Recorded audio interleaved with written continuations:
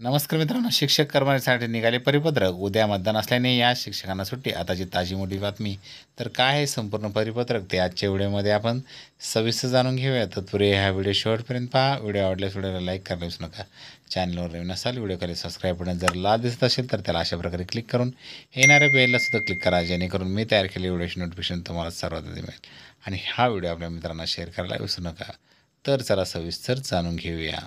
तर पहा, विषय आहे कोकण विभाग पदवीधर मतदारसंघ निवडणूक 2024 आणि इतर ठिकाणी सुद्धा निवडणूक आहे. मतदानाचा हक्क बजावण्यासाठी विशेष न्यायमितिक अर्ज मंजूर करण्याबाबत माननीय भारत निवडणूक आयोगाचे दिनांक 24/5/2024च्या प्रसिद्धीपत्रकान्वये कोकण विभाग पदवीधर मतदारसंघाचे द्विवार्षिक निवडणुकीचा कार्यक्रम जाहीर झाला आहे. सदर निवडणुकीची मतदान दिनांक 26/6/2024 बुधवार रोजी सकाळी 7 ते सायंकाळी 6 पर्यंत, मतमोजणी दिनांक 1/7/2024 सोमवार रोजी होणार आहे. लोकप्रतिनिधित्व अधिनियम 1951च्या कलम 135 नुसार लोकसभा विधानसभा निवडणुकीच्या मतदानाच्या दिवशी कर्मचाऱ्यांना भर पगारी रजा देण्याची तरतूद आहे. मात्र विधान परिषद पदवीधर मतदारसंघाकरता मर्यादित स्वरूपात आमदार असल्याने नेत्यांना मतदानाचा हक्क बजावता येत नाही.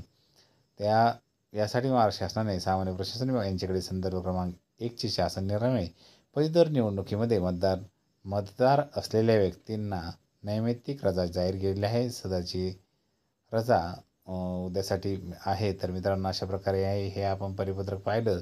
संदर्भाधीन शासन निर्णय तुम्ही पाहू शकता. तर मित्रांनो, अशा प्रकारचे परिपत्रक आपण पाहिलं. पुन्हा भेटूया एका नवीन मध्ये. तोपर्यंत जय हिंद, जय महाराष्ट्र, वंदे मातरम.